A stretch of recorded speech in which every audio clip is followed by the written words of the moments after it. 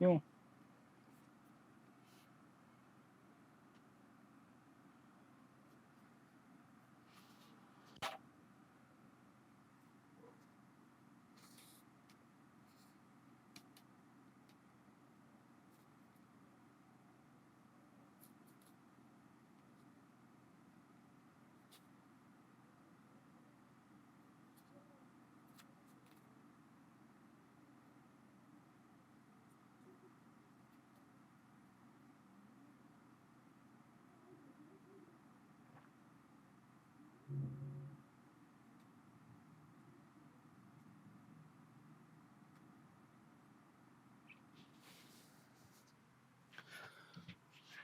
नमस्कार साथियों, एक बार पुनः आप सभी का हार्दिक स्वागत है यूपी एग्रीकल्चर एग्जाम्स के इस ऑनलाइन प्लेटफॉर्म पर। Good morning, good morning, good morning everyone. जय श्री कृष्णा, राधे राधे। बच्चों, आज की क्लास हम शुरू करने जा रहे हैं। हमारी जो ये सीरीज चल रही है, हमारी जो ये एमसीक्यूज की सीरीज चल रही है, सवालों की बौछार, ज्ञान की बार, इसी का ही अब हम अगला पार्ट लेकर आप लोगों के सामने आ चुके हैं। उससे पहले मैं आप लोगों को बता देना चाहता हूँ कि जो भी स्टूडेंट क्लास में जुड़े हैं, मैं उनसे एक ही रिक्वेस्ट करूंगा कि आप लोग इस क्लास को ज़्यादा से ज़्यादा अपने सभी मित्रों के साथ, अपने सभी सहपाठियों के साथ इस क्लास को शेयर कीजिएगा, ताकि वह भी इस क्लास का पूर्णतया फायदा ले पाए। तो बच्चों, आज की क्लास को हम लोग शुरू करने जा रहे हैं। उससे पहले मैं आप लोगों को एक जानकारी देना चाहता हूँ कि ये क्लास यूपी कैटेट सीयूईटी के नज़रिए से भी बहुत ज़्यादा इंपॉर्टेंट है। इसके साथ साथ आप लोगों के स्टेट के होने वाले विभिन्न एग्जाम, जैसे हम बात करें यूपी एजीटीए, यूपी टीजीटी, यूपी पीजीटी, इन सभी के दृष्टि से भी बहुत ही ज़्यादा इंपॉर्टेंट रहने वाली है। अब हम बढ़ते हैं अपने पहले सवाल की ओर। पहले सवाल की ओर हम लोग बढ़ रहे हैं, और जितने भी लोग चैनल पर नए हैं, मैं उनसे एक ही रिक्वेस्ट करूंगा कि आप लोग क्या करो, इस चैनल को, यूपी एग्रीकल्चर एग्जाम्स, हमारे इस चैनल को क्या करो, सब्सक्राइब करो और बेल आइकन को भी जरूर प्रेस करें। अभी हम बात कर रहे हैं हमारे पहले सवाल की ओर हम लोग बढ़ रहे हैं। हमारा पहला सवाल हमारे सामने आ चुका है कि चुकंदर, क्या हमारा सवाल क्या है बेटा, कि चुकंदर किस कुल से संबंधित है? कि sugar beet belong to the family, sugar कुल की शुगर बीट है, इसकी फैमिली कौन सी है? शुगर बीट के आप लोगों के नाम यदि बात करूं, इसके वानस्पतिक नाम की बात करूं, वानस्पतिक नाम की इसकी बात करूं, तो इसका नाम क्या है? Beta vulgaris. क्या है? Beta vulgaris. बीटा वल्गेरिस आप लोगों के नाम किसका है? शुगर बीट का नाम है, जो कि आपके एक तरीके से, ठीक है। हाँ, हम बात करें यहाँ पे इसकी जो ये सवाल हमको क्या पूछ रहा है, इसकी फैमिली पूछ रहा है, इसका कुल पूछ रहा है हमको। तो आप लोगों को ध्यान होना चाहिए कि वैसे क्रूसीफेरी किसका कुल है? क्रूसीफेरी है जो सरसों वर्गीय, सरसों क्रूसीफेरी किसका है? सरसों वर्गीय जो फसलें हैं उनका कुल कौन सा है? तो आप लोगों के लिए कौन सा है? आप लोगों के लिए क्रूसीफेरी। यदि U4BAC की बात करूं, तो हम लोग जैसे बात करें अरंडी वगैरह, इनका कुल कौन सा है? U4BAC है। इसके अलावा हम लोग यदि बात करें पेडालिएसी किसका है? पेडालिएसी आप लोगों ने नाम सुना होगा तिल का। तिल का कुल कौन सा है? तो तिल का कुल आप लोगों के लिए कौन सा है? पेडालिएसी है। पेडालिएसी आप लोगों के किसका कुल है? तिल का कुल है। और तिल का वैज्ञानिक नाम की यदि हम बात करें, वानस्पतिक नाम की यदि हम लोग बात करें, तो तिल का वैज्ञानिक आप लोगों के लिए क्या है? सीसेमम इंडिकम। चलो हम आगे बात करें, तो ये चुकंदर है, इसका कुल कौन सा है? तो इसका कुल है हमारे लिए चिनोपोडियेसी। कौन सा है? चिनोपोडियेसी हमारे किसका कुल है? शुगर बीट का कुल है। शुगर बीट का नाम, वानस्पतिक नाम हमारे लिए क्या रहने वाला है? बीटा वल्गेरिस रहने वाला है। पेडालिएसी किसका कुल है? तिल का कुल है। और U4BAC किसका कुल है? तो आप लोगों के लिए अरंडी का कुल कौन सा है? U4BAC कुल है। इसके अलावा आप लोगों के क्रूसीफेरी कुल किसका है? क्रूसीफेरी आप लोगों के जो जो आपके सरसों वर्गीय फल, जो आपके फसलें हैं, उनका कुल कौन सा है? क्रूसीफेरी है। यहाँ से अब हम आगे बढ़ते हैं अगले सवाल की ओर। देखो, बीज का क्या पूछा है? वास्तविक मान पूछा है। बीज का वास्तविक मान क्या होगा यदि 80% क्या है? अंकुरण है, और 70% क्या है? सॉरी, 80% क्या है आप लोगों के? 80% आप लोगों की क्या है? शुद्धता है। यहाँ पे शुद्धता शायद मिस हो गया। शुद्धता, शुद्धता कितनी है? 80% है। वह अंकुरण कितना है? 70% है। तो आप लोगों को क्या ज्ञात करना है? आप लोगों के लिए क्या होना चाहिए? आप लोगों को क्या ज्ञात करना है? बीज का वास्तविक मान ज्ञात करना है। What will be the real value of seeds having 80% purity and 70% क्या है? जर्मिनेशन परसेंट, यानी कि 70% क्या है? अंकुरण प्रतिशतता है, और 80% क्या है? आप लोगों के लिए क्या है? शुद्धता प्रतिशतता है। किसका है? प्योरिटी परसेंटेज कितना है? 80%। और आप लोगों के लिए क्या है? जर्मिनेशन परसेंटेज कितना है? 70%। और आप लोगों को ज्ञात करना है रियल वैल्यू ऑफ सीड ज्ञात करना है। सीड की क्या ज्ञात करनी है? रियल वैल्यू ज्ञात करनी है, यानी कि बीज का वास्तविक मान ज्ञात करना है। क्या ज्ञात करना है? बीज का वास्तविक मान। वास्तविक मान किसका? बीज का। तो बीज का वास्तविक मान का यदि हम लोग फॉर्मूला देखें तो फॉर्मूला आप लोगों के लिए क्या है, देखो आप लोग पहले आप लोग सोल्व कर लीजिएगा। मैं आप लोगों को 10 सेकंड का समय देता हूं। कितना? 10 सेकंड का आप लोगों के पास समय है। तब तक आप लोग एक बार इसका जवाब दे दीजिए। उसके बाद मैं इसको आप लोगों को फॉर्मूला भी बताऊंगा और आप लोगों को पूरा ये सवाल भी यहाँ पे करवाने वाला हूँ। जल्दी से जल्दी आप लोग भी क्या करो, सवाल का जवाब देने की कोशिश कीजिएगा बच्चों। ऑप्शन आप लोगों के पास क्या है? 48%, 52%, 54 या फिर 56। कितना है आप लोगों के लिए? कौन सा ऑप्शन आप लोगों का सही रहने वाला है? ये आप लोगों के लिए क्या है, बहुत ही बेहतरीन सवाल है। और ये सवाल ऑलरेडी पूछा भी जा चुका है। बहुत ही इंपॉर्टेंट सवाल है। आप लोगों को ध्यान रखना है कि इस प्रकार के सवाल भी आप लोगों के क्या है, एग्जाम में पूछे जाते हैं। ठीक है, हम बात करते हैं। देखो मोस्ट ऑफ स्टूडेंट का क्या है, रिप्लाई आ चुका है। चलो ठीक है, हम बात करते हैं। देखो कुछ बोल रहे हैं, कुछ क्या बोल रहे हैं, 4 बोल रहे हैं, कुछ 3 बोल रहे हैं। ठीक है, सब में कंफ्यूज हो रहा है कुल मिला के। हम बात कर रहे हैं यहाँ पे बीज का वास्तविक मान जब हम ज्ञात करते हैं तो अब हमको सूत्र देखना पड़ेगा। सूत्र क्या रहेगा? बीज का वास्तविक मान यानी कि रियल वैल्यू का फॉर्मूला यदि हमको ज्ञात करना है, रियल वैल्यू हमको ज्ञात करना है। क्या है? रियल वैल्यू क्या है? वास्तविक मान हमको ज्ञात करना है किसका? बीज का। तो उसके लिए फॉर्मूला क्या है? तो प्योरिटी परसेंटेज उसको गुणा करना है किससे? जर्मिनेशन परसेंटेज से। जर्मिनेशन परसेंटेज से और भाग किसका लगा देना है? 100 का लगा देना। किसका लगा देना है? 100 का लगा देना। अभी आप लोग इसे सोल्व कर सकते हो। अभी आप लोग इसे आराम से सोल्व कर सकते हो। प्योरिटी परसेंट यानी कि शुद्धता प्रतिशत into germination percentage. Germination percent किसको बोलते हैं? अंकुरण प्रतिशतों को। यानी कि शुद्धता प्रतिशत गुणा अंकुरण प्रतिशत और बटे में क्या है? 100 है। बटे में क्या है? 100 है। और इससे आप लोगों का क्या निकल आएगा? आप लोगों का जो आंसर है वो निकल आएगा। हम बात करते हैं यहाँ पे प्योरिटी परसेंटेज कितना है? 80% है। यानी कि 80% क्या हो गया हमारा? शुद्धता प्रतिशत हो गया। और जर्मिनेशन परसेंटेज कितना है? 70 है। जर्मिनेशन परसेंटेज कितना है? 70 है। बटे में क्या है? 100। अभी आप लोग इसे सॉल्व कर लीजिए। अभी आप लोग इसे आराम से सॉल्व कर सकते हो। हाँ, अभी मैं आप लोगों के जवाब की प्रतीक्षा में हूँ। क्या इसको तो आप लोग कैलकुलेट कर सकते हो ना? इसको तो आप लोग बिल्कुल ही आराम से कैलकुलेट कर सकते हो। तो आप लोग क्या करो, जल्दी से जल्दी क्या करो, इसका जवाब दे दीजिए। ओके, हम बात करते हैं यहाँ पे। तो देखो एक जीरो से एक जीरो, दूसरे जीरो से दूसरे जीरो को हम लोग आराम से काट सकते हैं। 8 को 7 से हम लोग गुणा करते हैं, मल्टीप्लाई करते हैं, तो हमारा क्या प्राप्त हो जाता है 56। क्या आ जाता है? 56। तो हमारा जो चौथा आंसर है, जो हमारा चौथा ऑप्शन है, बिल्कुल हमारे लिए क्या रहने वाला है? बिल्कुल हमारे लिए सही रहने वाला है। जो इसका डी है यानी कि 56 हमारा जो आंसर है वो बिल्कुल हमारे लिए क्या रहने वाला है? बिल्कुल हमारे लिए सही रहने वाला है। ठीक है, अभी हम लोग यहाँ से आगे बढ़ते हैं। यहाँ से क्या बढ़ेंगे? आगे बढ़ेंगे। ठीक है, उससे पहले चलो ठीक है, तो हमारा जो कौन सा ऑप्शन है, हमारा चौथा ऑप्शन है, बिल्कुल हमारे लिए क्या रहने वाला है? सही रहने वाला है।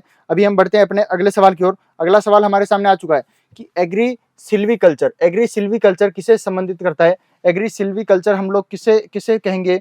तो देखो एग्रीकल्चर में हम लोग क्या करते हैं? फसलें बोते हैं। एग्रीकल्चर में हम लोग क्या बोलते हैं? फसल बोते हैं। ठीक है, और सिल्वीकल्चर में हम लोग क्या करते हैं? ये भी आप लोगों के लिए दिक्कत है। सिल्वीकल्चर में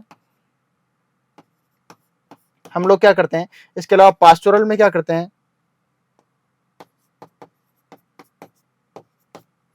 ठीक है, ये आप लोगों के लिए इंपॉर्टेंट है।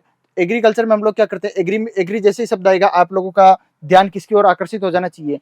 आप लोगों का ध्यान चला जाना चाहिए फसलों की ओर, जिसमें हम क्या करेंगे? फसलें उगाएंगे। क्या उगाएंगे? फसलें उगाएंगे। तो हमारा वर्ड होगा एग्री।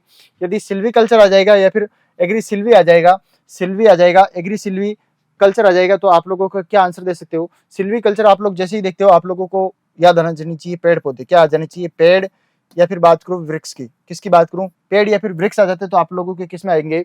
सिल्वीकल्चर में। यदि पास्टोरल की बात आ जाए तो आप लोगों के पशुपालन आ जाता है। क्या आ जाता है? पशुपालन या फिर घास कुल के आ जाते हैं, तो फिर आप लोगों का क्या हो जाता है? पास्टोरल हो जाता है। तो इसका जो हमारा सही आंसर रहने वाला है फसल प्लस वृक्ष। वृक्ष कौन से? जो आप लोगों के जंगल में मिलते हैं वो। क्रॉप्स प्लस ट्रीज आप लोगों के कौन सा हो जाएगा? Agri silviculture. Agri silvi pastoral आ जाता है तो साथ में आप लोगों के क्या जुड़ जाते हैं? और पशु भी जुड़ जाते हैं। ठीक है बच्चों, यहाँ से अब हम लोग आगे बढ़ते हैं अगले सवाल की ओर। अगले सवाल आने से पहले आप लोगों को मैं पुनः बता देना चाहता हूँ कि हमारे संस्थान में डेली नए बैच रन हो रहे हैं। किसके? फिलहाल अभी वक्त किसका है? क्योंकि धीरे धीरे आप लोगों का यूपी कैडेट और सीयूईटी के डेट भी धीरे धीरे नजदीक आती जा रही है।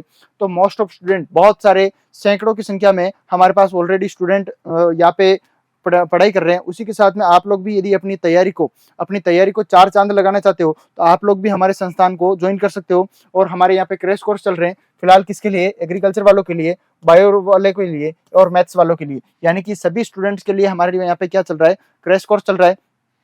तो आप भी अपना क्या है, फ्यूचर यहाँ पे आजमा सकते हो। अपना फ्यूचर बेहतरीन ब्राइट करने के लिए आप लोग हमारे संस्थान के साथ जुड़ सकते हो। हम बात करेंगे यहाँ पे बैचेस हमारे लिए चल रहे हैं, सीयूईटी के भी चल रहे हैं, इसके अलावा बीसीसी, एमपीपीएटी और यूपी कैडेट के भी हमारे पास क्या चल रहे हैं? बैचेस चल रहे हैं। आप लोग जल्दी से जल्दी अपने यहाँ पे नीचे बायो में दिए गए नंबर पर कॉल करके एनरोल कर सकते हो, कोर्स खरीद सकते हो। ठीक है, बैचेस दोनों ही यानी कि हिंदी मीडियम और इंग्लिश मीडियम सेपरेट आप लोगों को मिलेंगे, सेपरेट मिलेंगे। यानी कि हिंदी वालों के लिए हिंदी मीडियम बैच है, इंग्लिश मीडियम वालों के लिए इंग्लिश मीडियम बैच यहाँ पे रन हो रहे हैं। और ऑनलाइन और ऑफलाइन दोनों ही मोड पर आप लोगों को क्या है? बैचेस मिल जाएंगे। यदि आप लोग घर बैठे तैयारी करना चाहते हो तो आप लोग ऑनलाइन कोर्स परचेज कर सकते हो। यदि आप लोग ऑफलाइन आके संस्थान में तैयारी करना चाहते हो तो आप लोग ऑफलाइन भी आ सकते हो। यहाँ पे बैचेस में बैठ कर आप लोग आराम से क्लासेस ले सकते हो। हम बात करते हैं यहाँ पे अगले सवाल की ओर। अगला सवाल हमारे सामने आ चुका है कि कौन सी फसल तेल व रेशा दोनों के उत्पादन के लिए उपयोगी है? ऐसी कौन सी फसल है जिससे क्या प्राप्त होता है? तेल भी प्राप्त होता है, प्लस क्या प्राप्त होता है? रेशा भी प्राप्त होता है। इसके साथ साथ मैं आप लोगों से एक सवाल मैं भी पूछ लेता हूं कि ऐसी कौन सी फसल है जो दलहनी व तिलहनी दोनों है? दलहनी प्लस तिलहनी दोनों ही फसल है, जो दलहनी फसल भी है और वो तिलहनी फसल भी। ऐसी फसल कौन सी है? ये आप लोगों से मैं पूछ रहा हूँ। ये आप लोगों से कौन पूछ रहा है? मैं पूछ रहा हूँ। जबकि आप लोगों को सवाल क्या दे रखा है? तेल प्लस रेशा। ऐसी कौन सी फसल है जिससे तेल भी प्राप्त होता हो और रेशा भी प्राप्त होता हो? ऐसी फसल कौन सी है आप लोगों के लिए? तो which crop is use for production of oil? क्या है? Oil and fibre. Oil and fibre कौन सी क्रॉप है? यानी कि दोनों ही आप लोगों को क्या मिलते हो? ऑयल भी मिल जाता हो और फाइबर भी आप लोगों को मिल जाता है। ऐसी क्रॉप आप लोगों को क्या करनी है? ढूंढनी है और आंसर आप लोगों को देना है। मोस्ट ऑफ स्टूडेंट जल्दी जल्दी अपना आंसर पुट कर दीजिएगा। कमेंट बॉक्स में आप लोग भी अपना आंसर दे दीजिए। हम लोग बात करते हैं। मैं आप लोगों को वैसे 10 सेकंड का इसके लिए जवाब देना समय दूंगा। 10 सेकंड में आप लोग क्या करो, इस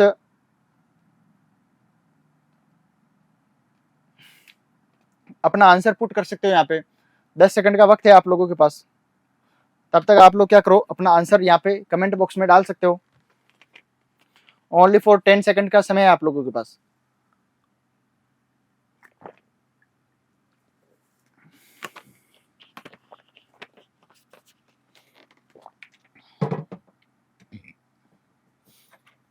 तो स्टूडेंट, टाइम अप। हम अभी बात करते हैं यहाँ पे आप लोगों के लिए। देखो, तेल प्लस रेशा, ऐसी कौन सी इनमें से फसल है जो तेल प्लस रेशा दोनों की फसल है? अभी हम बात करें तेल प्लस रेशा वाली फसल। हम लोग जैसे बात करें, आप लोगों के पहला ऑप्शन कौन सा है? अरंडी। अरंडी से हम लोग इस फसल को हम लोग किस तौर पर उगाए थे? हम लोग तेल के लिए उगाते हैं। किसके लिए? इससे क्या प्राप्त होता है? हमें तेल प्राप्त होता है। जूट से हमें क्या प्राप्त होता है? रेशा प्राप्त होता है। क्या प्राप्त होता है? रेशा। मेस्टा से भी हमको क्या प्राप्त होता है? रेशा प्राप्त होता है। तीन हमारी फसल कौन सी है? अरंडी से हमको क्या मिलता है? तेल मिलता है। जूट से हमको क्या मिलता है? रेशा मिलता है। मेस्टा से हमको क्या मिलता है? रेशा मिलता है। लेकिन जो आपके अलसी है, हाँ, मोस्ट ऑफ स्टूडेंट का आंसर कौन सा है? डी आ रहा है। तो आप लोगों का देखो, संगठन में क्या होती है? शक्ति होती है। संगठन में क्या होती है बेटा? शक्ति होती है। और आप लोगों में इतने ज्यादा सारे के सारे बच्चे क्या कौन सा जवाब दे रहे हो? आप लोग डी ऑप्शन बोल रहे हो। तो बिल्कुल आप लोगों का सही है। तो अलसी जो फसल है, इससे क्या मिलता है हमको? रेशा भी मिलता है, प्लस हमको क्या मिलता है? तेल भी मिलता है। तो तेल और रेशा दोनों वाली फसल कौन सी है आप लोगों के? कौन सी है? अलसी है। आप लोगों का चौथा ऑप्शन क्या हो जाएगा? बिल्कुल यहाँ पे सही हो जाएगा। और मैंने आप लोगों से एक सवाल पूछा था, दलहनी और तिलहनी, ऐसी फसल कौन सी है जो दलहनी भी है और तिलहनी भी है? आप लोगों के पास पुणे में 10 सेकंड का समय दूंगा। जल्दी जल्दी आप लोग भी क्या करो, जवाब भी दे दीजिएगा। Quick fast.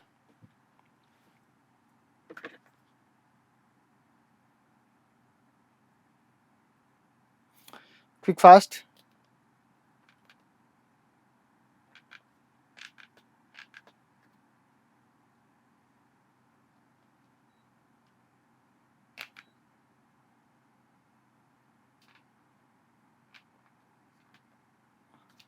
ओके बेटा, हाँ, मोस्ट ऑफ स्टूडेंट के जवाब आ रहे हैं सोयाबीन। क्या बात है, सोयाबीन जवाब आ रहा है, तो वास्तव में बहुत ज्यादा खुशी हो रही है कि दलहनी और तिलहनी फसल कौन सी है, तो आप लोगों के लिए कौन सी है, सोयाबीन। ऐसी फसल कौन सी है आप लोगों के लिए, तो सोयाबीन आपकी जो फसल है उससे तेल भी प्राप्त होता है, और चूंकि वो किस फसल है, वो दलहनी फसल है, क्योंकि ये लेग्यूमिनेसी कुल से बिलोंग करती है। इससे क्या बनती है, दाल भी बनती है। वैसे इसमें हानिकारक रसायन पाए जाने के कारण इसको भारत में हम लोग दाल के रूप में प्रयोग नहीं करते। इससे हम लोग किस रूप में प्रयोग करते हैं, हम लोग इसे तेल के रूप में भी प्रयोग करते हैं। लेकिन लेकिन ऐसा नहीं है कि इससे दाल नहीं बन सकती, इससे दाल भी बन सकती है। इससे क्या बन सकती है, दाल भी बन सकती है। इसलिए इसको दलहनी और तिलहनी दोनों ही प्रकार की फसल किसको बोला जाता है, सोयाबीन को बोला जाता है। और तेल प्लस रेशा ऐसी फसल कौन सी है जिससे तेल प्लस रेशा दोनों ही प्राप्त होते हो, तो वो कौन सी है, अलसी है।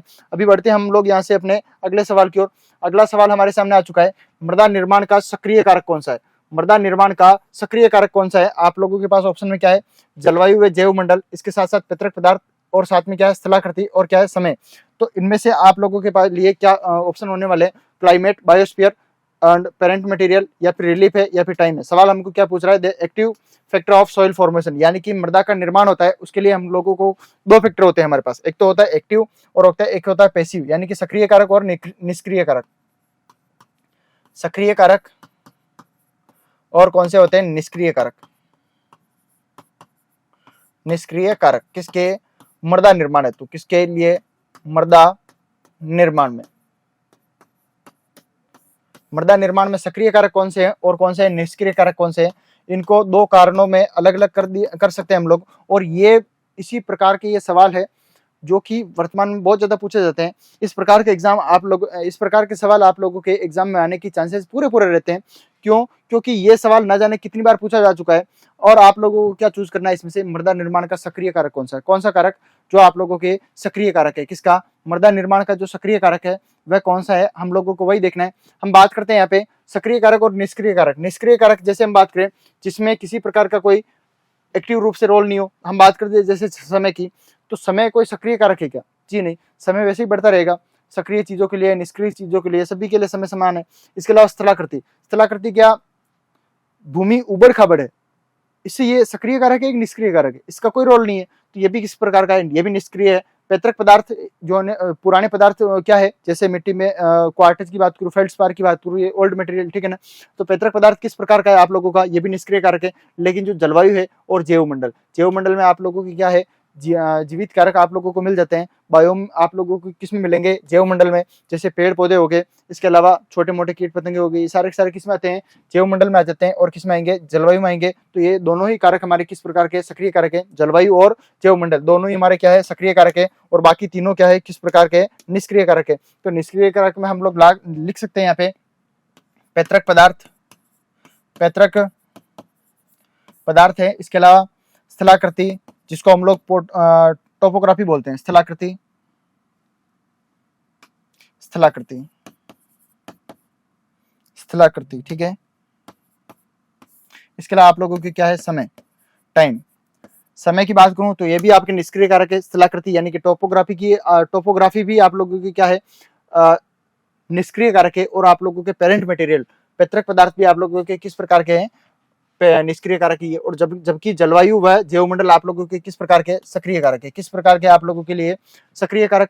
यहाँ से अब हम बढ़ते हैं अगले सवाल की ओर, यहाँ से अब हम बढ़ेंगे अगले सवाल की ओर। अगला सवाल हमारे सामने आने से पहले आप लोगों को क्या मिल रहा है यहाँ पे, देखो मैंने आप लोगों को बताया था हमारे संस्थान में क्या है, क्रैश कोर्स चालू हो चुके हैं। आप लोग भी अपना मौका आजमा सकते हो, आप लोग भी अपना फ्यूचर देख सकते हो यहाँ पे, ठीक है। क्योंकि हमारा संस्थान देश की जो टॉप मोस्ट यूनिवर्सिटीज है, जैसे हम बात करें, आप लोग नाम सुनो IRI का, BHU का, GBPUT का। इसके अलावा आप लोगों के जो सेंट्रल यूनिवर्सिटीज है, जैसे हम बात करें रानी लक्ष्मीबाई, आप लोगों के जो झांसी में है, झांसी में यूपी में आप लोगों के जो यूनिवर्सिटी स्थित है, वहाँ पे उसकी 100% सीटें किससे फिल होती है, उसकी 100% सीटें किससे फिल होती है, ICR के थ्रू, यानी कि CUET के थ्रू फिल होती है उसमें। क्योंकि वो सेंट्रल यूनिवर्सिटी है, उसमें 50% से भी ज़्यादा स्टूडेंट किसके, अकेले हमारे संस्थान के। इसीलिए आप लोग क्या कर सकते हो, यदि आप लोग भी अपना चयन एक बेहतरीन जगह पे आप लोग करवाना चाहते हो, तो आप लोग हमारे कोर्स को एनरोल कर सकते हो, परचेज कर सकते हो। बात करें जैसे क्रैश कोर्स की बात करें तो CUET का, आपको लोगों को, आप लोग यदि लाइव कोर्स खरीदते हो तो आप लोग देख सकते हो उसमें आप लोगों को ऑफलाइन क्लासरूम लाइव बैच मिल जाएगी। इसके अलावा यदि आप लोग ऑनलाइन भी क्लास लेना चाहते हो तो भी आप लोग घर बैठे भी तैयारी करना चाहते हो तो आप लोगों को ऑनलाइन कोर्स की भी इसमें सुविधा है हमारे पास। सीयूईटी का लाइव कोर्स भी हम लोग हमारे पास है, उपलब्ध है। इसके अलावा course completed by 12th plus expert faculty, यानी कि 12 से भी ज्यादा एक्सपर्ट फैकल्टी की आप लोग क्या करेंगे, पढ़ाएंगे आप लोगों को। इसके अलावा if for some reason you did not attend the live class, यानी कि किसी भी कारण से यदि आप लोग लाइव क्लास को अटेंड नहीं कर पाते हो तो उस स्थिति में आप लोग ऑफलाइन भी, यानी कि आप लोग जब बाद में, यानी कि आप लोग रिकॉर्डेड क्लास को आप लोग ले सकते हो, ठीक है। और यदि आप लोगों को किसी भी प्रकार का कोई डाउट है तो आप लोगों को क्या है, आप लोगों के क्या है डाउट क्लासेस चलेगी। इसके अलावा प्रॉब्लम काउंटर भी यहाँ पे उपलब्ध है, ठीक है। और यदि हम बात करें तो इस पैनल का, यानी कि यदि आप लोग ऑनलाइन क्लास ले रहे हो तो इस पैनल का पीडीएफ भी आप लोगों को क्या है ऐप पर मिल जाएगा। इसके अलावा हम बात करें तो आप लोगों को डेली क्लास के बाद आप लोगों को डेपीईपी, यानी कि डेली प्रैक्टिस सीट भी आप लोगों को क्या है अवेलेबल हो जाती है। इसके अलावा हम बात करें तो एक्सरसाइज सीट भी आप लोगों को क्या है अवेलेबल हो जाती है।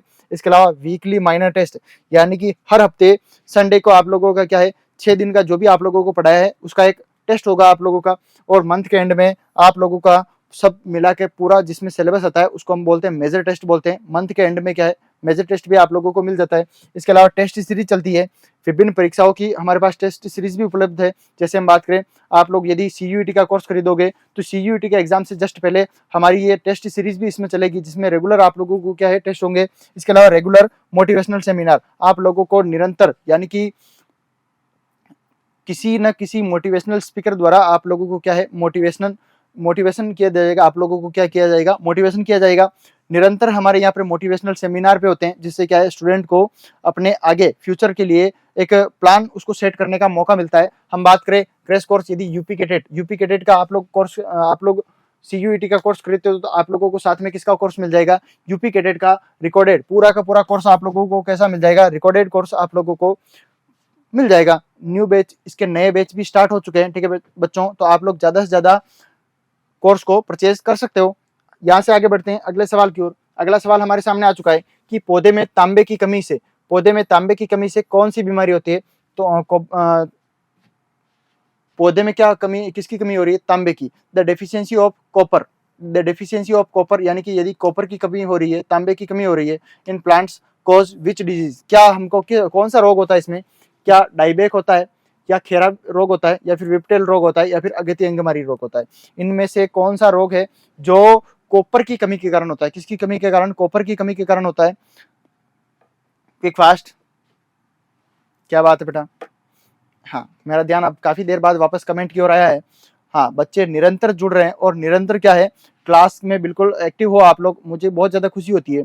और मैं आप लोगों को एक ही बात बोलता हूँ क्लास में कि आप लोग जितने भी स्टूडेंट क्लास में लाइव जुड़ते हो उनसे एक ही रिक्वेस्ट रहती है कि आप लोग ज्यादा से ज्यादा इस आंसर देने में अपनी भूमिका निभाते रहिए, क्योंकि यदि आप लोग यहाँ पे गलत करते हो तो उससे कोई नुकसान नहीं होगा, उससे आप लोगों को किसी प्रकार का कोई भी नुकसान नहीं होगा। आप लोग जितनी गलतियां यहाँ करोगे उतनी ही कम गलतियां आप लोग कब करोगे, जब अब मेन एग्जाम आप लोग देने जाओगे, तब आप लोगों को ये एहसास होगा कि हाँ कि वास्तव में हमने जो सर हमको बोलते थे बिल्कुल सही बोलते थे। यहाँ पे आप लोग जितनी ज्यादा गलतियां करोगे उतनी ही कम गलतियां आप लोग कहाँ करोगे, अपने मेन एग्जाम में। इसीलिए ज्यादा से ज्यादा आप लोग क्या करो, यहाँ पे जवाब देने की कोशिश कीजिएगा। आप लोग जैसे ही जवाब देते हो, यदि आपको पता चल जाता है कि आपका सवाल, आपका जो जवाब है वो गलत है, तो तुरंत आप लोग का दिमाग वो उस चीज को कैच कर लेता है और उसको परमानेंट के लिए क्या कर देता है, उस चीज से रिप्लेस कर देता है। ठीक है बच्चों, यहाँ से अब हम आगे बढ़ते हैं। हमारा जो सवाल है हम लोग इसकी बात करते हैं। तो कॉपर की कमी से क्या होता है, कॉपर की कमी से क्या होता है उसकी बात हम लोग बाद में करते हैं। सबसे पहले हम लोग अन्य चीजों के बारे में देख लेते हैं। विप्टेल रोग, विप्टेल किसमें होता है, फूल गोभी में होता है। किसमें होता है, फूल गोभी में। किसकी कमी के कारण, मोलिब्डेनम की कमी के कारण। किसकी कमी के कारण, मोलिब्डेनम की कमी के कारण फूल गोभी में क्या हो जाता है, विप्टेल हो जाता है। यदि हम बात करें खेरा रोग, खेरा रोग बहुत ही फेमस रोग है और ये किसमें होता है, धान में होता है। किसमें होता है, धान में। धान में किसकी कमी के कारण, जिंक की कमी के कारण। जिंक की कमी के कारण, और ये मोलिब्डेनम की कमी के कारण होता है फूल गोभी में। जिंक की कमी के कारण खेरा रोग होता है, किसमें होता है, धान में होता है। किसमें होता है बच्चों, ध्यान में होता है। और धान में इस खेरा रोग की खोज करने वाले वैज्ञानिक कौन है, वाईएल नेने। कौन है, वाईएल नेने ने क्या है, ये खोज करता है। किसके, जो आप लोगों के दान में जिंक की कमी के कारण जो खेरा रोग होता है उसके खोजकर्ता कौन है, इसके खोजकर्ता कौन है आप लोगों के लिए, वाईएल ने, ठीक है। और विप्टेल रोग किसके कारण होता है, फूल गोभी में होता है। और मोलिब्डेनम की क्या होता है, कमी के कारण होता है। मोलिब्डेनम की कमी के कारण क्या होता है, फूल गोभी में क्या होता है, विप्टेल होता है। यदि हम बात करें डाइबेक रोग, यदि हम किसकी बात करें, डाइबेक रोग, तो डाइबेक ये किसमें होता है, सबसे ज्यादा फेमस यदि मैं इसकी बात करूं तो डाइबेक ये किसमें होता है, ध्यान में रखना है, जो आपके सिट्रस कुल है उसमें भी बात करें तो नींबू में, किसमें, जो आपके नींबू है उसमें डाइबेक होता है। मोस्ट ऑफ किसमें होता है, नींबू वगैरह इनमें ही होता है। तो आप लोगों का जो ये डाइबेक है, बिल्कुल ये किसकी कमी के कारण होता है, ये होता है कॉपर की कमी के कारण। तो आप लोगों का जो ए ऑप्शन है बिल्कुल आप लोगों के लिए क्या रहने वाला है, सही रहने वाला है। डाइबेक होता है सिट्रस कुलों में, सिट्रस कुल में ये डाइबेक मेनली होता है, जिसमें क्या होता है, कॉपर की कमी के कारण पत्तियां मुड़ जाती है, ठीक है। और इसको हम लोग क्या बोलते हैं, डाइबेक। डाइबेक का मैं आप लोगों को बोलूं तो आपकी जो टेनी है बेसिकली यदि ये सूखना शुरू करती है तो यहाँ से शुरू होती है, किस भाग से, आगे वाले भाग से। लेकिन डाइबेक में क्या होता है, ये इधर से सूखना प्रारंभ होती है और फिर आगे की ओर बढ़ती है। यानी कि पहले पुरानी चीजों से पुरानी पत्तियां पहले सूखती है, यानी कि आप लोगों के जो शुरुआती पॉइंट है शाखा का, वहां से पहले सूखना प्रारंभ होता है और बाद में धीरे धीरे आगे बढ़ती है। नॉर्मली कैसे सूखती है, तो आगे से पहले सूखता है, लेकिन डाइबेक में क्या होता है, यहाँ से पहले सूख रहा है, यहाँ से पहले सूख रहा है और बाद में धीरे धीरे आगे बढ़ता है। जबकि हम लोग नॉर्मली बात करें तो सूखना बाहर से शुरू करता है और धीरे धीरे अंदर की ओर आता है, लेकिन डाइबेक में उल्टा होता है। इसीलिए ये बहुत ही भयंकर बीमारी है किसकी, सिट्रस कुलों की, ठीक है। हाँ, और ये किसकी कमी के कारण होता है, तो कॉपर की कमी के कारण। किसकी कमी के कारण, कॉपर की कमी के कारण डाइबेक होता है, किसमें, मेनली नींबू वर्गीय में, ठीक है। आप लोगों के जो नींबू वर्गीय जो सिट्रस कुल है उसमें ये डिजीज होता है, इसमें ये क्या है, ये विकार होता है। हाँ, बात करते हैं यहाँ पे खेरा रोग धान में होता है जिंक की कमी के कारण। वाइल ने सबसे पहले इन्होंने खोज करता है इनके। विप्टेल की बात करें तो फूलगोभी में होता है मोलिब्डेनम की कमी के कारण। अगेती अंगमारी, वैसे अगेती अंगमारी बहुत सारे में होता है, लेकिन आप लोग यदि मेन रूप से किसी का याद करना चाहो तो आप लोग आलू में याद कर सकते हो। किसमें, आलू में, किसमें,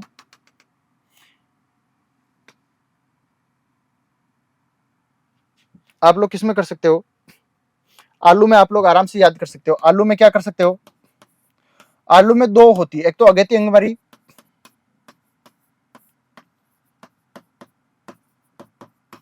एक होती है पछेती अंगमारी।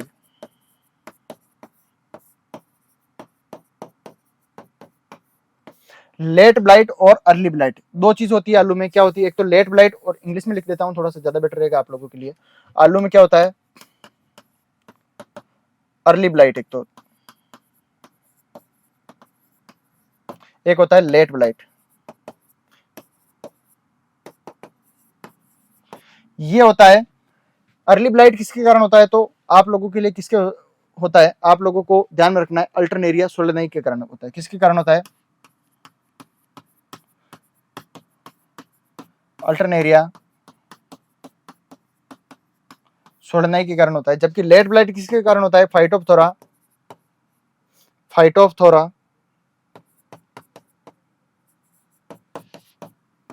इन्फेस्टेंस,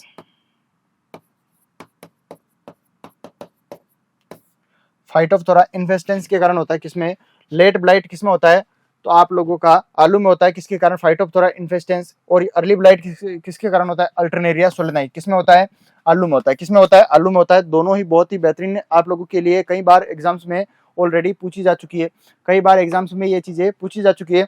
हम बात करते हैं यहाँ से अगले सवाल की ओर बढ़ रहे हैं। अगला सवाल बहुत ही बेहतरीन सवाल हमारे सामने आ चुका है कि गन्ने के रस में सुक्रोज का प्रतिशत होता है, गन्ने के रस में सुक्रोज कितना प्रतिशत होता है।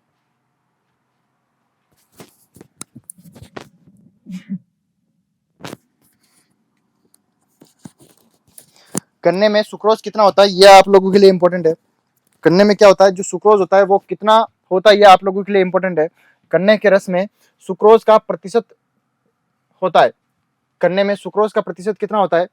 हम बात करते हैं क्या उसमें 18 से 20% होता है, क्या उसमें 3.5 होता है, 12 से 24 होता है, या फिर 38 से 40 होता है, कितना होता है। The percentage of sucrose in sugar cane juice, कितना सुक्रोज उसमें होता है, आप लोगों के लिए इंपॉर्टेंट है, बहुत ही ज्यादा इंपॉर्टेंट है। हम बात करते हैं तो देखो मोस्ट ऑफ स्टूडेंट का जवाब आ रहा है, कुछ ए बोल रहे हैं, कुछ सी बोल रहे हैं। देखे, चेक कर लेंगे अभी आपका जवाब कौन सा है, ये भी बता दीजिएगा मुझे। आपका जवाब कौन सा है ये भी जरूर बता दीजिए। क्विक फास्ट,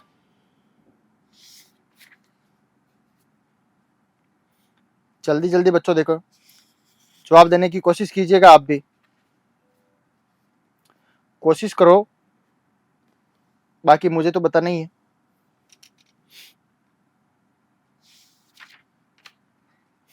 चलो ठीक है, मैं बताना चाहूंगा आप लोगों को, जो आप लोगों के जो जिन जिन स्टूडेंट ने भी ए जवाब दिया है बिल्कुल सही दिया है। गन्ने में क्या सुक्रोज की मात्रा कितनी होती है? 18 से 20% होती है। कितनी होती है? 18 से 20%। आप लोगों ने टीएसएस का भी नाम सुना होगा, टोटल सोल्यूबल सॉलिड। टीएसएस किसको मापता है? वो भी इसी को मापेगा ज्यादातर, ठीक है ना। 18 से 20%, 18 से 20% क्या है? इसमें सुक्रोज पाया जाता है। किसमें? गन्ने के रस में। यहाँ से बढ़ते हैं हम अगले सवाल की ओर। अगला सवाल हमारे सामने बहुत ही प्यारा सवाल आ चुका है, बहुत ही अच्छा सवाल हमारे सामने आ चुका है, जो इंपॉर्टेंट है आप लोगों के लिए, काफी ज्यादा क्या है, इंपॉर्टेंट है, ठीक है। चलो हम लोग बात करते हैं यहाँ पे। सवाल क्या है आप लोगों के लिए? गन्ना बोने से पहले एग्लोल द्वारा बीज उपचारित करने पर किस को रोकथाम करते हैं? किस रोग का हम लोग रोकथाम कर सकते हैं? क्या हम लाल विगलन रोग को रोकथाम कर सकते हैं, या फिर पायरिला की, या फिर अर्गट रोग की, या फिर कोई नहीं? हम लोग किसकी रोकथाम कर सकते हैं? किस रोग को हम लोग यहाँ पे रोक सकते हैं? ये आप लोगों के लिए क्या है, बहुत ही ज्यादा इंपॉर्टेंट रहने वाला है। जल्दी जल्दी आप लोग भी क्या करो, जवाब दे दीजिएगा बच्चों, जवाब दे दीजिएगा जल्दी से जल्दी। 10 सेकंड का आप लोगों के पास वक्त है, 10 सेकंड का आप लोगों के पास क्या है, समय है। आप लोग अपना जवाब आराम से यहाँ पे दे सकते हो।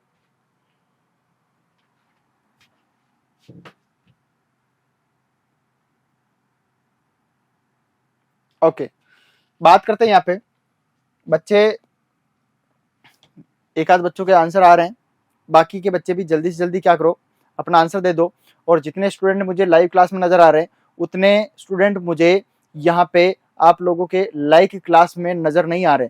बच्चों, मैं आप लोगों से एक ही चीज मांगता हूँ कि आप लोग क्या करो, ज्यादा से ज्यादा इस क्लास को लाइक किया करो, ज्यादा से ज्यादा क्या किया करो, इस क्लास को लाइक किया करो। देखो, मैं भी आप लोगों के लिए इतनी मेहनत कर रहा हूँ, तो थोड़ा सा कष्ट तो आप ही कर सकते हो, वैसे कष्ट तो कुछ नहीं है, फिर भी लाइक कर दिया करो, फिर भी क्या कर दिया करो, लाइक कर दिया करो क्लास को। लाइक करने में क्या जा रहा है भाई, इतनी बेहतरीन क्लास आप लोगों के लिए मैं लेकर आ चुका हूँ, तो आप लोग भी एक लाइक कर दिया करो, और अपने सभी मित्रों के साथ इस क्लास को शेयर कर दिया करो। और हाँ, जितने भी स्टूडेंट क्लास में अभी नए हैं, जितने भी स्टूडेंट नए विद्यार्थी इस वीडियो को देख रहे हैं, या फिर बाद में भी जब भी देखो, आप लोग नए विद्यार्थी हो, तो आप लोग क्या करो, इस यूपी एग्रीकल्चर एग्जाम्स हमारे इस चैनल को भी सब्सक्राइब जरूर कर लेना, ठीक है बच्चों। और बेल आइकन को भी प्रेस जरूर कर दीजिएगा, ताकि जैसे ही वापस नई क्लास आप लोगों के लगे, क्लास कितने बजे लगती है, तो क्लास आप लोगों के डेली 11 बजे लग रही है। डेली आप लोगों की क्लास कितने बजे लग रही है? तो 11 बजे आप लोगों की ये क्लास है, ये डेली ही स्टार्ट हो जाती है। चलो बच्चों, अब हम बात करते हैं यहाँ पे, गन्ना बोने से पहले एग्लोल द्वारा उपचारित करने पर किस को रोकथाम कर सकते हैं? तो किसकी हम लोग रोकथाम कर सकते हैं? देखो, अर्गट रोग तो धान इसमें गन्ने में होता ही नहीं है, तो ये तो ऑप्शन वैसे ही कट जाएगा। पायरिला किट, इसका क्या रोल है, देखते हैं हम। ये भी पायरिला है, या फिर आप लोगों के लिए क्या है, वैसे पायरिला क्या है, पायरिला होता है, इसका ट्रांसफर कौन करता है? लीफ होपर करता है। कौन करता है? Leaf hopper. पायरिला का ट्रांसफर कौन करता है? Leaf hopper. ये भी क्या है, ये भी है, गन्ने का ही है, लेकिन हाँ, अर्गट तो इसका है नहीं, और कोई नहीं इसका आंसर होगा नहीं, दो तो हम लोग वैसे ही काट देते हैं। इसका है मेन ऑप्शन जो सही है, वो है लाल विगलन रोग। कौन सा है? लाल विगलन रोग। अर्गट लगता है बेटा आपके बाजरा में। अर्गट किस में होता है? बाजरा में होता है, ठीक है। हम बात करते हैं यहाँ पे,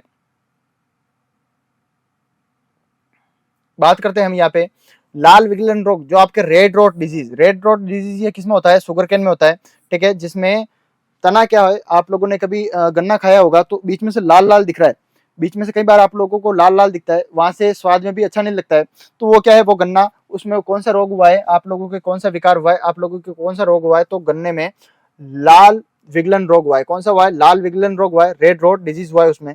तो ये देखो, बेसिकली हम लोग इसमें बात करें तो देखो, इसको हम लोग, यदि हमको इस लाल विगलन रोग से हमको गन्ने को बचाना है, तो हम लोग क्या कर सकते हैं? बीज उपचार कर सकते हैं। किससे कर सकते हैं? एक तो आपका एग्लोल से कर सकते हैं। किससे? बीज उपचार किससे कर सकते हैं? एक तो एग्लोल से कर सकते हैं, या फिर एग्लोल से नहीं तो आप लोग एरेटोन से भी कर सकते हो। किससे कर सकते हो? एग्लोल या फिर एरेटोन से भी आप लोग क्या कर सकते हो? बीज उपचार कर सकते हो। एग्लोल या एरेटोन से आप लोग क्या कर सकते हो? बीज उपचार कर सकते हो, एरेटोन, ठीक है। इसके अलावा एक बार आईसीआर में भी इसके यही सवाल पूछा गया था कि हमको किसके द्वारा हम लोग क्या कर सकते हैं, लाल सड़न रोग को हम लोग बचा सकते हैं। तो आप लोग किससे कर सकते हो, वाइटावेक्स से भी, वीटावेक्स से भी आप लोग क्या कर सकते हो, बीज उपचार कर सकते हो।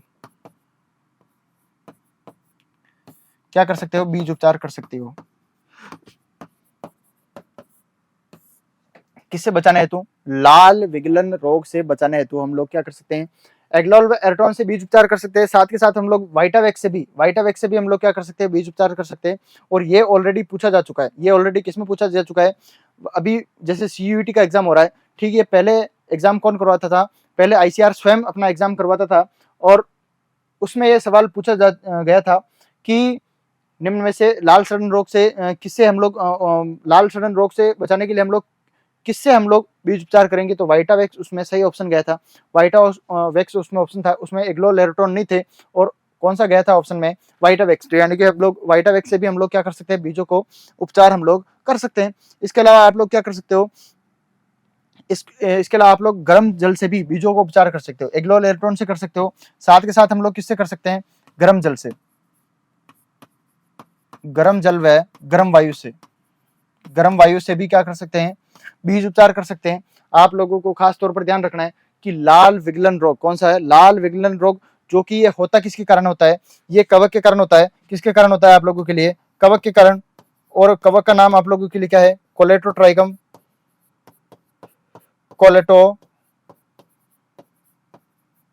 कोलेटोट्राइकम फाल्केटम।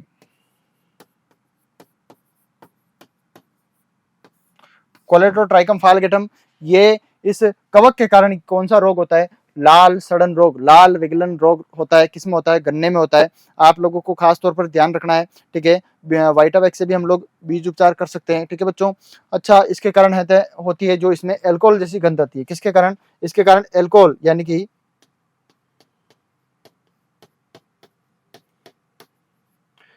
एल्कोहल जैसी क्या आती है, इसमें से गंध आती है, गंध किसमें से, जो आपके ये रेड रोट यदि इसमें हो जाता है तो उसमें कौन सी गंध आती है, तो आप लोगों की गंध आती है, एल्कोहल जैसी इसमें से बदबू आती है, इसमें से गंध आती है। यहाँ से बढ़ते हैं हम अपने अगले सवाल की ओर। अगला सवाल हमारे सामने आ चुका है और बिल्कुल मिलान वाला आप लोगों के सामने सवाल आ चुका है। और इसी प्रकार के सवाल आप लोगों को कहाँ देखने को मिलते हैं, आप लोग जब यूपी कैडेट और सीयूईटी का आप लोग जब मेन एग्जाम दोगे, या फिर आप लोग दोगे अपने जो स्टेट के विभिन्न एग्जाम होते हैं, जैसे हम बात करें UP AGT, UP TGT, UP PGT, इनका आप लोग एग्जाम दोगे तब आप लोगों को मिलेंगे इस प्रकार के सवाल।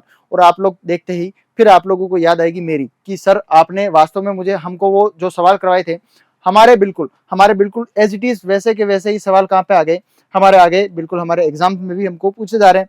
तो बेटा आप लोगों के लिए क्लास बहुत ही ज्यादा इसीलिए इंपॉर्टेंट है क्योंकि वर्तमान में जो पैटर्न फॉलो हो रहे हैं वही पैटर्न के सवाल आप लोगों को हम लोग करवा रहे हैं। हमारा ये संस्थान आप लोगों के लिए करवा रहा है, हमारा ये चैनल यूपी एग्रीकल्चर एग्जाम्स। इस प्रकार के सवाल आप लोग कहाँ देख सकते हो, तो हमारे चैनल पे यूपी एग्रीकल्चर एग्जाम्स के नाम से हमारे इस चैनल पर आप लोग आराम से देख सकते हो। अभी हम लोग लाइव क्लास में भी आप लोग देख पा रहे हो हमें, ठीक है। हम बात करें एगमार्क, एगमार्क आप लोगों का कहाँ स्थित है, एगमार्क आप लोगों का स्थित है नागपुर में। कहाँ स्थित है, नागपुर में। एक मैंने मिलान किया है और मैं आप लोगों को 15 सेकंड का वक्त दूंगा जिसमें आप लोग क्या करो, बाकी का ऑप्शन भी आप लोग जरूर से मिलान कर दो। बच्चों आप लोगों को क्या है, 15 सेकंड का मैंने समय दिया है, टाइम दिया है, तब तक आप लोग क्या करो, इनका मिलान जरूर कर दो।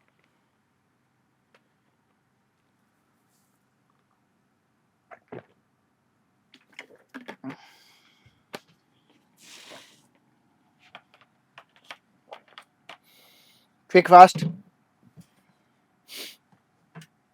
जल्दी जल्दी इनका मिलान कर दीजिएगा।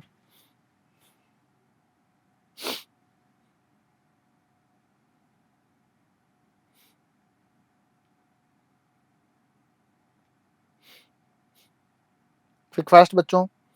हाँ, मोस्ट ऑफ स्टूडेंट का जवाब आ रहा है। देखिए अभी हम चेक कर लेंगे ए और बी, ए बी आ रहा है, किसी का डी भी आ रहा है। देखते हैं हम किसका जवाब सही होगा, ये भी हम अभी देख लेते हैं किसका जवाब सही होगा। बहुत ही इंपॉर्टेंट सवाल है और बहुत ही प्यारा सवाल है आप लोगों के लिए, तो जल्दी जल्दी आप लोग भी क्या करो, जवाब दे दो। बाकी जितने भी बच्चे बचे हुए हैं अभी भी, बाकी सारे भी जवाब दे दीजिएगा। हम बात करते हैं यहाँ पे एगमार्क कहाँ स्थित है, नागपुर में स्थित है। तो देखो सी ऑप्शन तीनों में मिल रहा है, यानी कि हमारा जो सी वाला है वो कट जाएगा, बाकी ए में है, बी में है, सी में है, सॉरी ए में है, बी में है और डी में है। यदि हम बात करें एपेडा का, एपेडा आप लोगों के कहाँ है, यह है दिल्ली में। कहाँ है, न्यू दिल्ली में है। तो आप लोगों का एगमार्क है नागपुर में, एपेडा है दिल्ली में। दिल्ली में है तो ए है क्या कहीं पे, ए यहाँ पे भी है, यहाँ पे भी है, और ए ऑप्शन में यहाँ पे क्या है, डी है, तो ये तो कट जाएगा। बचे कौन से, बी और डी। बी और डी में कंफ्यूज हो रहे हैं, जिन्होंने ए बोला था उनका तो ये हो गया गलत, जिन्होंने ए और सी बोला था उनका तो हो गया गलत। बाकी का देखते हैं। CPRI, central potato research institute, ये कहाँ स्थित है, ये आप लोगों के स्थित है शिमला में। कहाँ स्थित है, शिमला में। आप लोगों का कहाँ स्थित है, शिमला में। और यदि IIHR, Indian Institute of Horticulture Research, आप लोगों की ये कहाँ है, हसरकट्टा बेंगलोर में स्थित है। ये बी के साथ इसका मिलान भी हमने कर दिया है। बात करें यहाँ पे देखो एगमार्क सी के साथ, तो सी के साथ हमको कहाँ मिल रहा है, 2 में मिल रहा है। उसके बाद अपेडा ए के साथ मिल रहा है क्या, है मिल रहा है। सीपीआरआई डी के साथ मिल रहा है क्या, यानी कि बाद में डी है क्या, बिल्कुल ये डी में आप लोगों को सही मिल चुका है, और बी आप लोगों का गलत हो चुका है। और लास्ट में आप लोगों का आईआईएचआर बी के साथ मिल रहा है, बिल्कुल डी में ही ये चारों ऑप्शन बिल्कुल सही मिल रहे हैं हमको। ठीक है बच्चों, यहाँ पे जो हमारा सही ऑप्शन था वो कौन सा था, डी था। डी हमारा क्या है, सही आंसर रहने वाला है। यहाँ से अब हम क्या है, अगले सवाल की ओर बढ़ेंगे। अगले सवाल की ओर हम लोग बढ़ेंगे। अगला सवाल हमारे सामने आ चुका है। निम्न में से किस यंत्र द्वारा गन्ने में कुल घुलनशील ठोस ज्ञात किया जाता है। आप लोगों के लिए बहुत ही इंपॉर्टेंट सवाल है, बहुत ही अच्छा सवाल है। वैसे तो ये इजी सा सवाल मैं बोल सकता हूँ, लेकिन आप लोग भी क्या करोगे, आप लोग भी क्या करोगे, इसमें कुछ चीजें और देखोगे। जो बाकी के बचे हुए 3 हैं उन वो भी किस काम आते हैं, उनका भी आप लोगों को क्या देखना है, आप लोगों को जवाब देना है। बचे हुए जो 3 हैं,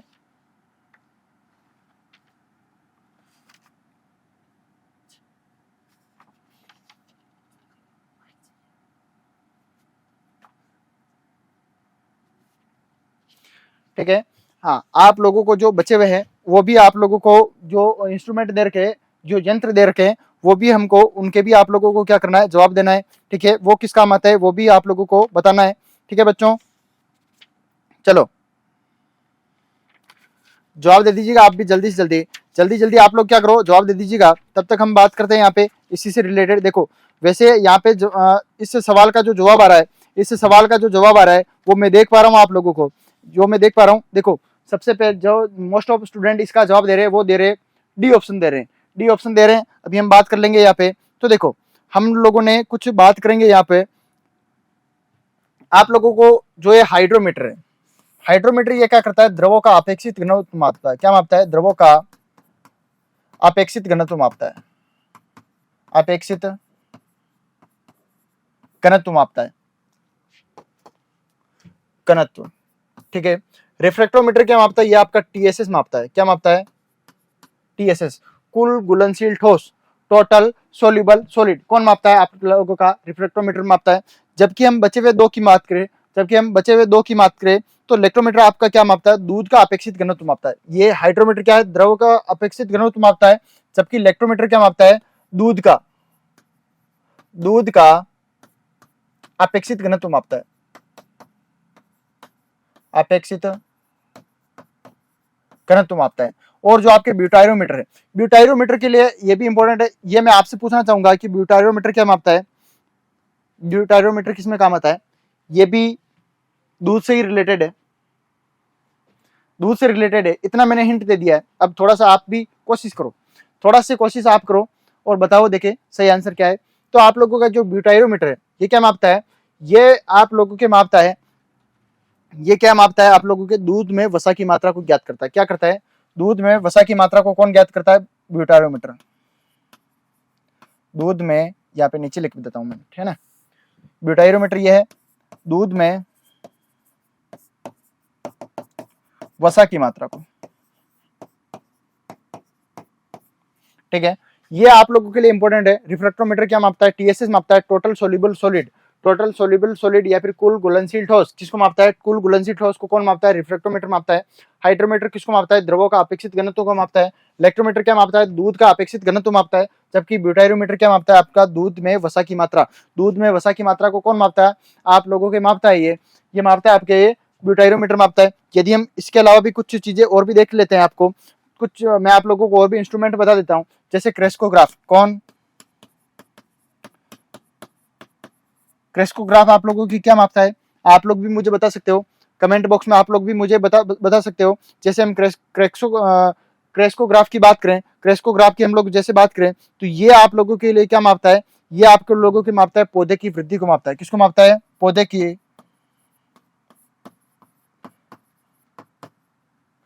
की क्या मापता है? वृद्धि मापता है। यदि हम बात करें विंड वैन की बात करें, या फिर हम लोग क्या बात करते हैं? एनीमोमीटर की। ये आप लोगों के लिए क्या मापता है? तो देखो, विंड वैन और एनीमोमीटर ये आप लोगों के लिए क्या मापता है? ये भी आप लोगों की क्या है? इंपॉर्टेंट है। आप लोगों के विंड वैन क्या मापता है और एनीमोमीटर क्या मापता है? विंड वैन मापता है वायु की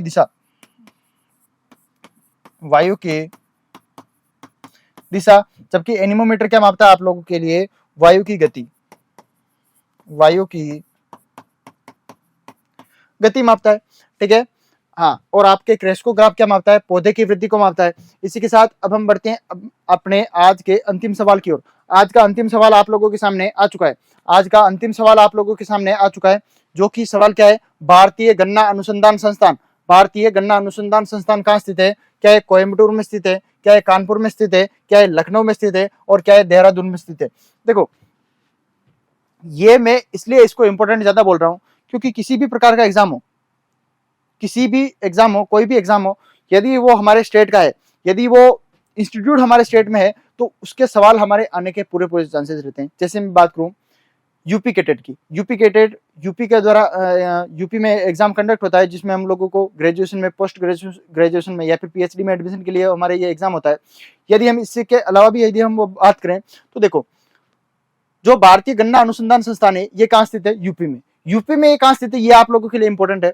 यूपी में ये कहाँ स्थित है? क्योंकि यूपी के डेट का एग्जाम यूपी वालों के लिए होता है। जैसे हम बात करें यूपी के विभिन्न जो स्टेट एग्जाम होते हैं, उनके लिए भी इंपॉर्टेंट है, क्योंकि ये यूपी का क्या है? पर्टिकुलर यूपी में ही ये संस्थान स्थित है। इसलिए हम बात करें तो ये कोयम्बटूर में स्थित है क्या?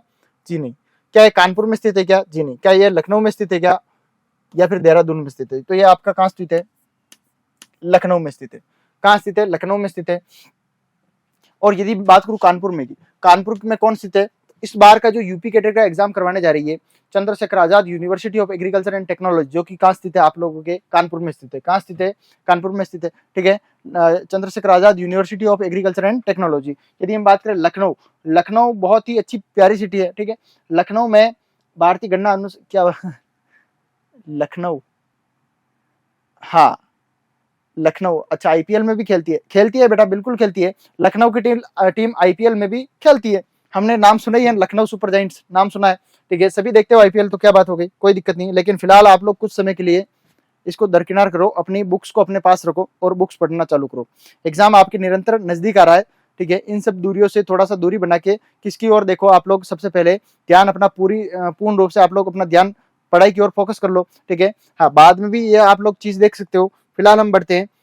ठीक है, आज का ये हमारा अंतिम सवाल हो चुका था ऑलरेडी, और मैं आप लोगों को बता देना चाहता हूँ, जितने भी स्टूडेंट चैनल पर नए हैं, वो क्या करो, क्लास को लाइक कीजिएगा, क्लास को अपने सभी मित्रों के साथ, सभी सहपाठियों के साथ इस क्लास को शेयर कीजिएगा। और जितने भी स्टूडेंट नए हैं, उनसे एक रिक्वेस्ट रहेगी कि आप लोग क्या करो, हमारे इस चैनल को सब्सक्राइब भी जरूर करें। Thank you very much. Thank you very much guys. आपने इतनी देर से आप हमारे साथ बने रहे, उसके लिए आप सभी का एक धन्यवाद तो बनता है। मिलते हैं कल इसी वक्त इसी समय